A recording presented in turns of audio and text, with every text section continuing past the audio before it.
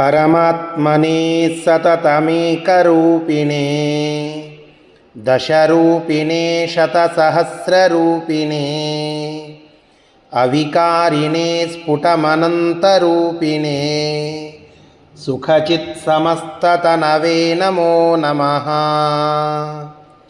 ತಪೋವಿದ್ಯಾವಿರಕ್ತ್ಯಾದಿ ಸದ್ಗುಣೌಘಾಕರಾನಹಂ ವಾದಿರಾಜಗುರುನ್ ವಂದೇ ಹಯಗ್ರೀವದಯಾಶ್ರಯಾನ್. ಶ್ರೀ ಗುರುಭ್ಯೋ ನಮಃ. ಹರಿ ಓಂ. ಪುರುಷೋತ್ತಮ ಮಾಸದ ದಶಾವತಾರ ಸ್ತುತಿಯ ಅರ್ಥಚಿಂತನದ ಸರಣಿಯಲ್ಲಿ ಇವತ್ತು ನಾವು 26ನೆಯ ಶ್ಲೋಕದ ಅರ್ಥವನ್ನು ತಿಳಿಯಬೇಕು. ಕೃಷ್ಣಾವತಾರದ ಸುಂದರವಾದ ವರ್ಣನೆಯನ್ನು ವಾದಿರಾಜ ಸ್ವಾಮಿಗಳು ಅರ್ಥಸುಂದರ ಮತ್ತು ಶಬ್ದಸುಂದರವಾದ ಅಶ್ವಧಾಟಿಯ ಶ್ಲೋಕಗಳಿಂದ ತಿಳಿಸಿ ಹೇಳುತ್ತಾ ಇದ್ದಾರೆ.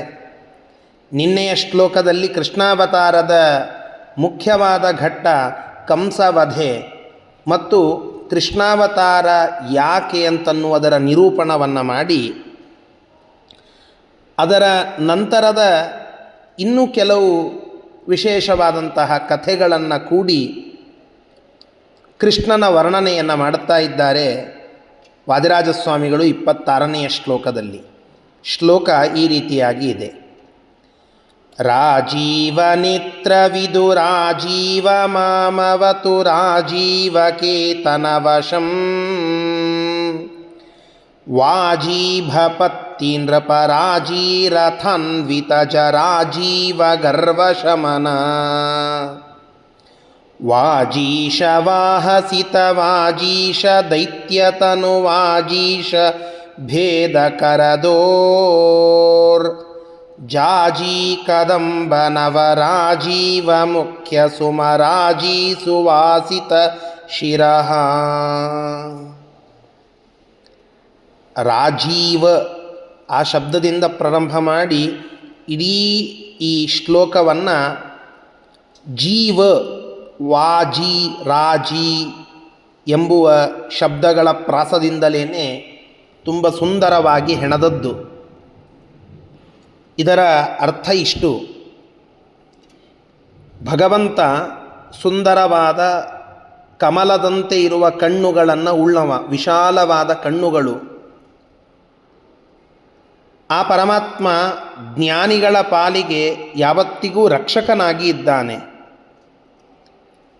ಚತುರಂಗ ಬಲವನ್ನು ಇಟ್ಟುಕೊಂಡು ಭಾರೀ ಭಾರೀ ಎಲ್ಲ ರಾಜರುಗಳನ್ನು ಕರೆದುಕೊಂಡು ಅವರ ಸಹಾಯವನ್ನು ಪಡೆದುಕೊಂಡು 23 ಅಕ್ಷೋಹಿಣಿ ಸೈನ್ಯದಿಂದ 18 ಬಾರಿ ಯುದ್ಧವನ್ನು ಮಾಡಲಿಕ್ಕೆ ಬಂದಂತಹ ಜರಾಸಂಧನ ಗರ್ವವನ್ನು ಮುರಿದಂತಹ ಕೃಷ್ಣ, ಅವನಿಗೆ ನಮ್ಮ ನಮಸ್ಕಾರಗಳು ಅಂತ. ಜರಾಸಂಧ ಅಂತ ಒಬ್ಬ ಮಗಧ ದೇಶದ ರಾಜ. ಆ ರಾಜ, ಅವನ ಮಕ್ಕಳೇ ಅಸ್ತಿ ಪ್ರಾಸ್ತಿ ಅಂತ ಹೇಳಿ ಇಬ್ಬರು. ಅವರಿಬ್ಬರನ್ನು ಕಂಸ ಅಪಹರಿಸಿಕೊಂಡು ಮದುವೆಯಾದ. ಕಂಸ ನನ್ನ ಮಕ್ಕಳನ್ನೇ ಅಪಹರಿಸುವಷ್ಟು ಸಮರ್ಥ ಅಂತ ಹೇಳಿ ಅವನ ಮೇಲೆ ತುಂಬ ಅಭಿಮಾನವನ್ನು ಪಟ್ಟ ಜರಾಸಂಧ. ಮುಂದೆ ಕೃಷ್ಣ ಕಂಸನನ್ನು ಸಂಹಾರ ಮಾಡಿದ ವಿಷಯವನ್ನು ತಿಳಿದು ಆ ಕೃಷ್ಣನ ಮೇಲೆ ದ್ವೇಷವನ್ನು ಮಾಡಲಿಕ್ಕೆ ಶುರು ಮಾಡಿ, ಕಂಸವಧಿಗೆ ಪ್ರತೀಕಾರ ರೂಪವಾಗಿ ಎಲ್ಲ ಕೃಷ್ಣ ದ್ವೇಷಿಗಳನ್ನು ಒಟ್ಟುಗೂಡಿಸ್ತಾ ಕೃಷ್ಣನ ಒಟ್ಟಿಗೆ ಅನೇಕ ಬಾರಿ ಯುದ್ಧವನ್ನು ಮಾಡುತ್ತಾನೆ ಈ ಜರಾಸಂಧ. ಜರಾ ಅಂತನ್ನುವ ಒಬ್ಬ ಸ್ತ್ರೀಯಿಂದ 2 ಭಾಗವಾಗಿದ್ದ ಶರೀರ ಕೂಡಿ ಈ ಜರಾಸಂಧ ಎನ್ನುವ ರಾಕ್ಷಸ ಬಂದದ್ದು. ಇಂತಹ ಈ ಜರಾಸಂಧ 23 ಅಕ್ಷೋಹಿಣಿ ಸೇನೆಯಲ್ಲಿ ಅನೇಕ ಜನ ದುಷ್ಟ ರಾಕ್ಷಸರನ್ನೆಲ್ಲ ಕೂಡಿಸಿಕೊಂಡು ಬಂದ. ಕೃಷ್ಣ ವಿಚಾರ ಮಾಡಿದ, ಇವನನ್ನು ಒಮ್ಮೆಲೆ ಕೊಂದು ಬಿಟ್ಟರೆ ಇವನು ಇಷ್ಟು ಜನ ರಾಕ್ಷಸರನ್ನು ಒಟ್ಟಿಗೆ ಕೂಡಿಸಿಕೊಂಡು ಬರ್ತಾನೆ, ಅವರೆಲ್ಲರ ಸಂಹಾರ ಮಾಡಿ ಭೂಮಿ ಭಾರವನ್ನು ಮಾಡುವ ಅವಕಾಶ ತಪ್ತದೆ ಇವನನ್ನು ಒಮ್ಮೆಲೆ ಕೊಂದು ಬಿಟ್ಟರೆ. ಅದಕ್ಕಾಗಿ ಇವನ ಜೊತೆಗೆ ಅನೇಕ ಬಾರಿ ಯುದ್ಧ ಮಾಡೋಣ ಅಂತ ಹೇಳಿ ಒಂದೇ ಬಾರಿ ಅವನನ್ನು ಕೊಂದು ಬಿಡಬಹುದು ಅಂತಾದರೂ ಕೂಡ ಅವನಿಂದ ರಾಕ್ಷಸರ ಸಂಗ್ರಹಣ ಮಾಡಿಸಿದ. ಆ ಎಲ್ಲ ಬಂದ ರಾಕ್ಷಸರನ್ನು ಸಂಹಾರ ಮಾಡಿ ಕೃಷ್ಣ ಭೂಮಿಯ ಭಾರವನ್ನು ಹರಣ ಮಾಡಿದ. ಮುಂದೆ ಭೀಮಸೇನ ದೇವರಿಂದ ಆ ಜರಾಸಂಧನ ಸಂಹಾರವನ್ನು ಮಾಡಿಸಿದ ಅಂತ ನಾವು ಕಥೆಯನ್ನು ಕೇಳುತ್ತೇವೆ. ಅಂತಹ ಜರಾಸಂಧನ ಜೊತೆಗೆ ಅನೇಕ ಬಾರಿ ಯುದ್ಧವನ್ನು ಮಾಡಿ ಅನೇಕ ರಾಕ್ಷಸರನ್ನು ಸಂಹಾರ ಮಾಡಿ ಅವನ ಗರ್ವವನ್ನು ಮುರಿದಂತಹ ಹೇ ಕೃಷ್ಣ ಅಂತ ಒಂದು ಪ್ರಾರ್ಥನೆ. ಗರುಡನ ಮೇಲೆ ಕುಳಿತುಕೊಂಡಿರುವ ವಿಷ್ಣುವೇ ಈ ಕೃಷ್ಣ, ಆದ್ದರಿಂದ ಆ ಗರುಡ ವಾಹನನಾದಂತಹ ಕೃಷ್ಣನೇ ಅಂತ ಮತ್ತೊಂದು ಸಂಬೋಧನೆ ಭಗವಂತನಿಗೆ. ಕೃಷ್ಣ ಪಾಂಡವರ ಜೊತೆಯಲ್ಲಿ ನಿಂತು ಯುದ್ಧವನ್ನು ಮಾಡಿ ಆ ಪಾಂಡವರಿಗೆ ಜಯವನ್ನು ತಂದುಕೊಡಲಿಕ್ಕೆ ಮುಖ್ಯ ಕಾರಣ, ಪರಮ ಮುಖ್ಯ ಕಾರಣ, ಬಿಳಿಯಾದಂತಹ ಕುದುರೆಯಿಂದ ಕೂಡಿರುವ ರಥಕ್ಕೆ ಆ ಒಡೆಯ ಅಲ್ಲಿದ್ದಂತಹ ಅರ್ಜುನ, ಆ ಅರ್ಜುನನ ಆ ಬಿಳಿಯಾದ ಕುದುರೆಯಿಂದ ಕೂಡಿದ ರಥಕ್ಕೆ ಸಾರಥಿಯಾಗಿ ನಿಂತು ಗೀತೋಪದೇಶವನ್ನು ಮಾಡಿ ಆ ಕೌಂತೆಯನಾದಂತಹ ಅರ್ಜುನನನ್ನು ಸಲುಹಿ ಅವನನ್ನು ಪ್ರೇರೇಪಿಸಿ ಮತ್ತೆ ಯುದ್ಧಕ್ಕೆ ಮುನ್ನುಗ್ಗುವಂತೆ ಮಾಡಿದ್ದು, ಅವನ ಎಲ್ಲ ಕಷ್ಟಗಳನ್ನು ಕಳೆದದ್ದು ಪಾರ್ಥಸಾರಥಿಯಾದಂತಹ ಕೃಷ್ಣ. ಕುದುರೆಯ ಸಾರಥ್ಯವನ್ನು ವಹಿಸಿದ ಕೃಷ್ಣ ಅದೇ ಕುದುರೆಯ ರೂಪದಲ್ಲಿ ಬಂದ ಕೇಶಿ ಎನ್ನುವ ಒಬ್ಬ ಅಸುರನನ್ನು ಕೊಂದವನು. ಕಂಸ ಅಕ್ರೂರನನ್ನು ವೃಂದಾವನಕ್ಕೆ ಕಳಿಸಿ ಧನುರ್ಯಾಗದ ನೆಪವನ್ನು ಒಡ್ಡಿ ಕೃಷ್ಣನನ್ನು ಮಥುರೆಗೆ ಕರೆಸಿಕೊಳ್ಳುವುದಕ್ಕಿಂತ ಮುಂಚೆ ಕೇಶಿ ಎನ್ನುವ ಒಬ್ಬ ಅಸುರನನ್ನು ಅಲ್ಲಿ ಕಳಿಸ್ತಾನೆ. ವ್ಯೋಮ ಮತ್ತು ಕೇಶಿ ಇವರಿಬ್ಬರು ಅರಿಷ್ಟ, ಈ ಎಲ್ಲ ಮೂರೂ ಜನ ಅಸುರರು ಆ ಕಂಸನ ದೂತರಾದಂಥವರು. ಅವನ ಮಾತಿನ ಅಣತಿಯಂತೆ ಅವರು ಯುದ್ಧವನ್ನು ಮಾಡಲಿಕ್ಕೆ ಅಂತ ಹೋದವರು. ಅದರಲ್ಲಿ ಒಂದು ಕೇಶಿ ಅಸುರ ಅಂತ ಕುದುರೆಯ ರೂಪದಲ್ಲಿ ಬಂದಂತಹ ಒಬ್ಬ ಅಸುರನ ಜೊತೆಗಿನ ಯುದ್ಧ. ಆ ಕೇಶಿ ಎನ್ನುವ ಕುದುರೆಯ ರೂಪದ ಅಸುರನನ್ನು ಕೊಂದು ಕೇಶಿ ಅಸುರ ಮರ್ದನ ಇದನ್ನು ಮಾಡಿದವನು ನಮ್ಮ ಕೃಷ್ಣ. ಅಂತಹ ಕೃಷ್ಣನ ಕೇಶಿ ಅಸುರ ಸಂಹಾರದ ಸ್ಮರಣೆಯನ್ನು ವಾದಿರಾಜ ಸ್ವಾಮಿಗಳು ಇಲ್ಲಿ ಮಾಡಿ ತುಂಬ ಸುಂದರವಾದ ಪರಿಮಳದಿಂದ ಕೂಡಿದ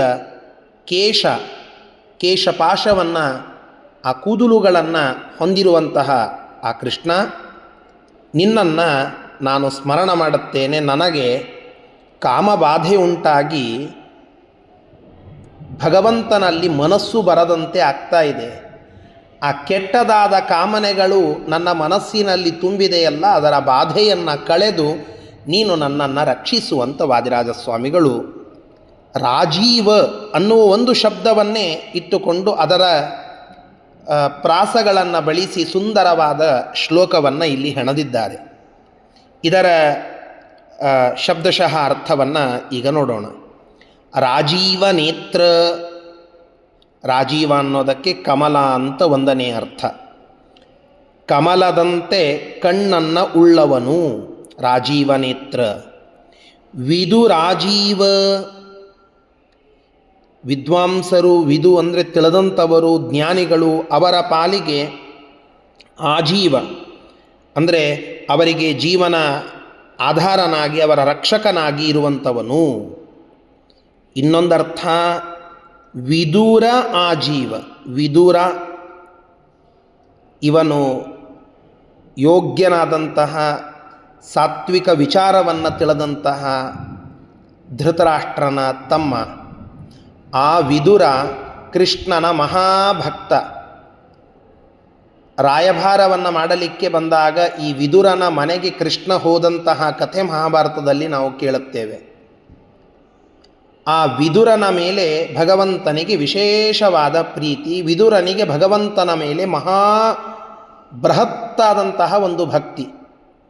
ಅದಕ್ಕೆ ವಿದುರನಿಗೆ ಆಧಾರನಾಗಿ ಅವನ ರಕ್ಷಕನಾಗಿ ಇದ್ದಂಥವ. ಇದೇ ವಿದುರ ಮುಂದೆ ಕೃಷ್ಣನಿಂದ ಪ್ರೇರಿಸಲ್ಪಟ್ಟಂತಹ ಉದ್ಧವ, ಮುಂದೆ ಮೈತ್ರೇಯ ಇವರಿಂದ ಭಾಗವತವನ್ನು ಕೇಳಿ ಉದ್ಧಾರನಾದ ಅಂತ ಭಾಗವತದಲ್ಲಿ ನಾವು ಕೇಳುತ್ತೇವಲ್ಲ. ಅಂತಹ ಆ ವಿದುರನಿಗೆ ಆಧಾರಭೂತವಾದ ಜ್ಞಾನವನ್ನು ಕೊಟ್ಟು ಭಾಗವತವನ್ನು ಬೋಧಿಸಿ ರಕ್ಷಕನಾಗಿ ಇರುವಂಥವನು ವಿದುರಾಜೀವ. ವಾಜೀಭ ಪತ್ತಿ ನೃಪ ರಾಜೀರ ಥಾನ್ವಿತಜ ರಾಜೀವ ಗರ್ವಶಮನ, ಒಂದೇ ಶಬ್ದ. ವಾಜಿ ಅನ್ನೋದಕ್ಕೆ ಕುದುರೆ ಅಂತ ಅರ್ಥ. ಇಭ ಅಂದರೆ ಆನೆ, ಪತ್ತಿ ಅಂದರೆ ಪದಾಳು, ಕಾಲಾಳುಗಳು ಅಂತ. ನೃಪರಾಜಿ ಈ ಎಲ್ಲ ಚತುರಂಗ ಸೈನ್ಯವನ್ನು ಉಳ್ಳಂತಹ ರಥವನ್ನು ಉಳ್ಳ ಇವೆಲ್ಲವುಗಳಿಂದ ಕೂಡಿದ ಆ ಭಾರೀ ಚತುರಂಗ ಬಲೋಪೇತನಾದ ಯಾರು? ಜರಾಜೀವ. ಜರಾ ಅನ್ನುವ ವ್ಯಕ್ತಿಯಿಂದ, ಆ ಸ್ತ್ರೀಯಿಂದ ಜೀವವನ್ನು ಅಂದರೆ ಜೀವವನ್ನು ಪಡೆದಂಥವ. ಜರಾಳಿಂದ ಜೀವ ಪಡೆದವನು ಜರಾಜೀವನಾದ ಜರಾಸಂಧ. ಅವನ ಗರ್ವ ಶಮನ, ಅವನ ಜೊತೆಗೆ ಯುದ್ಧವನ್ನು ಮಾಡಿ ಅವನ ಮದವನ್ನು ಮುಕ್ಕಿದ, ಮುರಿದ, ಶಮನ ಮಾಡಿದ. ವಾಜೀಶವಾಹ, ವಾದರಾಜ ಸ್ವಾಮಿಗಳ ಕೋಶಜ್ಞಾನ ಇಲ್ಲಿ ಗೊತ್ತಾಗ್ತದೆ, ಶಬ್ದ ಸಂಪತ್ತು. ವಾಜಿ ಅನ್ನೋದಕ್ಕೆ ಅಮರಕೋಶ ಅನೇಕ ಅರ್ಥಗಳನ್ನು ಹೇಳುವಾಗ ಒಂದು ಅರ್ಥ ಪಕ್ಷಿ ಅಂತ ಹೇಳುತ್ತದೆ. ನಗೌಕೋ ವಾಜಿ ವಿಕಿರಹ ಅಂತ ಒಂದು ಶ್ಲೋಕ. ಆ ಶ್ಲೋಕದಲ್ಲಿ ವಾಜಿ ಅನ್ನುವುದಕ್ಕೆ ಗರುಡ ಅಂತ ಅರ್ಥವನ್ನು ಹೇಳುತ್ತಾರೆ. ವಾಜೀಶ ಅಂದರೆ ಪಕ್ಷಿಗಳ ಈಶ, ವಾಜೀಶ ಗರುಡ ಅಂತ. ವಾಹ ಅದರ ಮೇಲೆ ಕುಳಿತುಕೊಳ್ಳುವವ, ಗರುಡನನ್ನು ವಾಹನ ಮಾಡಿಕೊಂಡಂತಹ ಗರುಡ ವಾಹನನಾದ ಭಗವಂತ ಕೃಷ್ಣ ಅಂತ. ಸಿತವಾಜೀಶ, ಸಿತ ಅಂದರೆ ಶುಭ್ರ ಶ್ವೇತವಾದ, ವಾಜಿ ಅಂದರೆ ಕುದುರೆ, ಶುಭ್ರವಾದ ಕುದುರೆಯನ್ನು ಉಳ್ಳಂತಹ ಅರ್ಜುನ, ಅವನಿಗೆ ಸ್ವಾಮಿಯಾದವ, ಪಾರ್ಥಸಾರಥಿಯಾಗಿ ಪಾರ್ಥನಿಗೆ ಗೀತೋಪದೇಶವನ್ನು ಮಾಡಿದಂತಹ ಕೃಷ್ಣ ಅನ್ನೋದಕ್ಕೆ ಸಿತವಾಜೀಶ. ದೈತ್ಯತನುವಾಜೀಶ ಭೇದ ಕರದಾಹ, ಕುದುರೆಯ ರೂಪದಲ್ಲಿ ಬಂದ ಕೇಶಿ ಎಂಬ ದೈತ್ಯನ ಶರೀರವನ್ನು ಭೇದ ಕರದಹ, ಭೇದಿಸುವ ತೋಳುಗಳನ್ನು, ಕರ ಅಂದರೆ ಇಲ್ಲಿ ತೋಳು ಅಂತ ಅರ್ಥ, ಆ ತೋಳುಗಳನ್ನು ಉಳ್ಳವನು ಅಂತಹ ಕೃಷ್ಣ. ಜಾಜಿ ಕದಂಬ ನವರಾಜೀವ ಮುಖ್ಯ ಸಮರಾಜೀ ಸುವಾಸಿತ ಶಿರಃ. ಜಾಜಿ ಹೂ,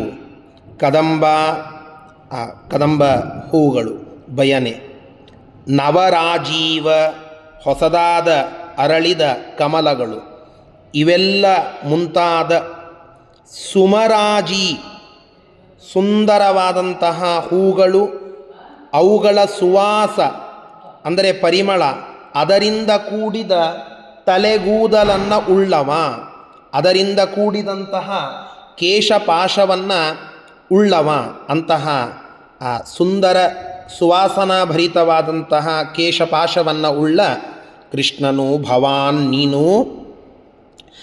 ರಾಜೀವ ಕೇತನವಶಂ ಮಾಂ, ರಾಜೀವ ಅನ್ನೋದಕ್ಕೆ ಮೀನು ಅಂತ ಇನ್ನೊಂದು ಅರ್ಥ ನೋಡಿ. ಒಂದೇ ಶ್ಲೋಕದಲ್ಲಿ ರಾಜೀವ ಅನ್ನೋದಕ್ಕೆ ಕಮಲ, ರಾಜೀವ ಅನ್ನೋದಕ್ಕೆ ಮೀನು, ಹೀಗೆ ಮುಂತಾದ ಅರ್ಥಗಳನ್ನು ಇಲ್ಲಿ ಹೇಳುವಂತಹದ್ದು. ಮೀನು, ಆ ಮೀನಿನ ಕೇತನ ಧ್ವಜ, ಮೀನನ್ನು ತನ್ನ ಕೇತನ ಧ್ವಜದಲ್ಲಿ ಉಳ್ಳವನು ಕಾಮ. ಅವನ ವಶಂ, ನಾವೆಲ್ಲ ಕೆಟ್ಟದಾದ ಹೆಣ್ಣಿನ, ಹೊಣ್ಣಿನ, ಮಣ್ಣಿನ ಆಸೆಯಲ್ಲಿ ಬಿದ್ದು ಒದ್ದಾಡುವ ಕಾಮನೆಗಳಿಗೆ ಪೀಡಿತರಾಗುವಂತಹ ವ್ಯಕ್ತಿಗಳು ನಮ್ಮನ್ನು, ಇಂತಹ ಈ ಮನ್ಮಥನ ಅಧೀನನಾದಂತಹ, ಆಸೆಗಳ ಅಧೀನನಾದಂತಹ ನನ್ನನ್ನು ಅವತು ರಕ್ಷಣ ಮಾಡು, ಹೇ ಭಗವಂತನೇ, ಈ ಕಾಮನೆಗಳನ್ನು ನನ್ನಿಂದ ದೂರ ಮಾಡಿ ಶುದ್ಧವಾದ ನಿನ್ನ ಕಾಮನೆ ಮಾತ್ರ ನನ್ನ ಮನಸ್ಸಿನಲ್ಲಿ ಇರುವಂತೆ ರಕ್ಷಿಸುವಂತ ಜರಾಸಂಧ ಸಂಹಾರಕನಾದ ಕೃಷ್ಣನ, ಕೇಶಿ ಮರ್ದನನಾದ ಕೃಷ್ಣನ, ವಿದುರನನ್ನು ರಕ್ಷಣೆ ಮಾಡಿದ ಕೃಷ್ಣನ, ಗರುಡ ವಾಹನನಾದ ಕೃಷ್ಣನ ಸ್ಮರಣೆಯನ್ನು ಈ ಶ್ಲೋಕದಲ್ಲಿ ಮಾಡುತ್ತಾ ಇದ್ದಾರೆ ವಾದಿರಾಜ ಸ್ವಾಮಿಗಳು. ಆ ಎಲ್ಲ ಭಗವದ್ರೂಪದ ವಿಶೇಷಗಳನ್ನು ಚಿಂತನ ಮಾಡಿ ನಾವು ಕೂಡ ಪ್ರಾರ್ಥನೆಯನ್ನು ಮಾಡೋಣ, ಭಗವಂತ ನಮ್ಮನ್ನು ರಕ್ಷಿಸು ಅಂತ ಹೇಳಿ. ಶ್ರೀಕೃಷ್ಣಾರ್ಪಣಮಸ್ತು. ಹರಯೇ ನಮಃ.